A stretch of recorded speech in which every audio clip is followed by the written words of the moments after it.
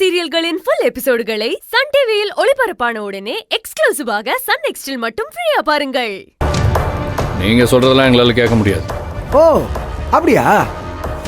அப்ப இன்னைக்கே உன் சீட்டை கிழிக்கிறேன், பாக்குறியா? என்ன மிரட்டுறீங்களா? மிரட்டலாம் இல்ல, உண்மையை தான் சொல்றேன்.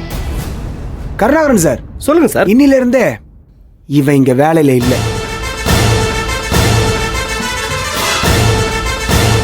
லெட்டர் ரெடி பண்ணி ஹெச்ஆருக்கு அனுப்பிடுங்க, நான் சன்ஷன் பண்ணிடுறேன். சரிங்க sir. Sir sir sir sir அதெல்லாம் ஒன்றும் வேணாம் சார், நீங்க சொல்ற மாதிரியே செய்யறோம் சார். டேய் என்னடா உளற? டேய் நீ சும்மாடா. Sorry sir, sorry sir, sorry sir. ஏய், அந்த பயம் இருக்கட்டும். எல்லாருக்கும் கேட்டுச்சுல? போங்க போங்க போங்க, போய் வேலையை பாருங்க. போங்க மேடம், வாங்க மேடம்.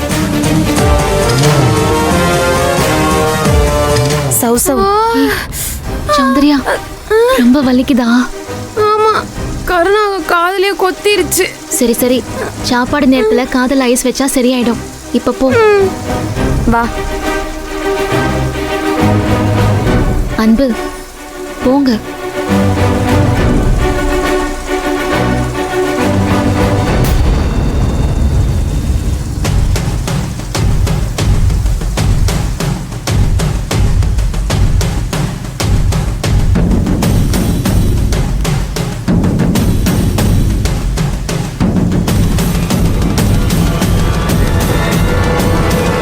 கருணாகரன் மேடம், நீங்க எங்கிட்ட இருந்த நாள் உங்களுக்கு வந்துருச்சு.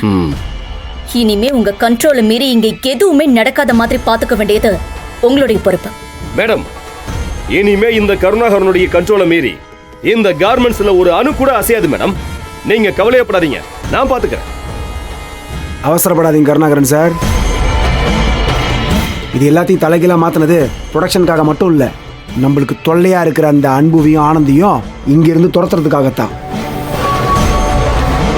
இன்னைக்கே அவனை ஒழிச்சலாம் நினைச்சேன், அதுக்குள்ள அந்த முத்து வந்து உஷாராக்கிட்டான். ஆனா அதுக்கான வேலை என்னவோ முதல்ல நம்ம அதை செய்யணும். ஏன் சார் அவசரப்படுறீங்க? நம்மள இதுங்க பண்ண டார்ச்சருக்கு உடனே அனுப்பி விட்டுட்டா நிம்மதியா போயிட மாட்டாங்க. ஏண்டா இவங்கள பகைச்சோம்னு இவங்கள அழ வச்சுதான் சார் அனுப்பணும். கொஞ்ச நாள் டார்ச்சர் பண்ணுவோம் சார், அப்புறம் அனுப்புறத பத்தி யோசிப்போம். தில்லை அங்கிள் மனசு மாறி மறுபடியும் மகேஷ் கிட்ட எல்லா பொறுப்பையும் கொடுக்கற வரைக்கும் தான் நமக்கு டைம். அதுக்குள்ள அந்த அன்பு ஆனந்தி ரெண்டு பேரையும் கம்பெனியை விட்டு வெளியே அனுப்பணும். இல்ல நமக்கு தான் பிரச்சனை. சொன்னது புரிஞ்சுது இல்ல? யோசிச்சு நடந்துக்கோங்க.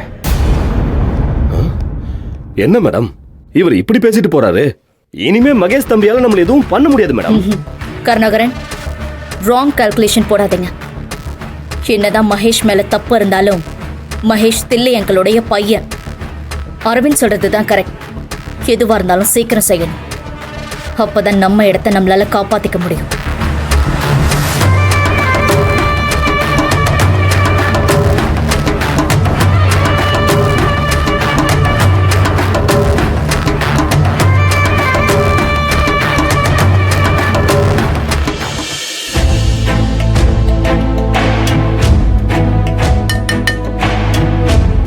Yes, come in.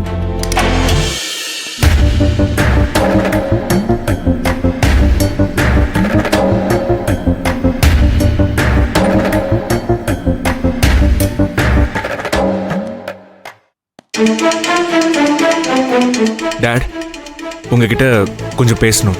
சீக்கிரம் சொல்லு, எனக்கு நிறைய வேலை இருக்கு. Dot, I'm really sorry dot.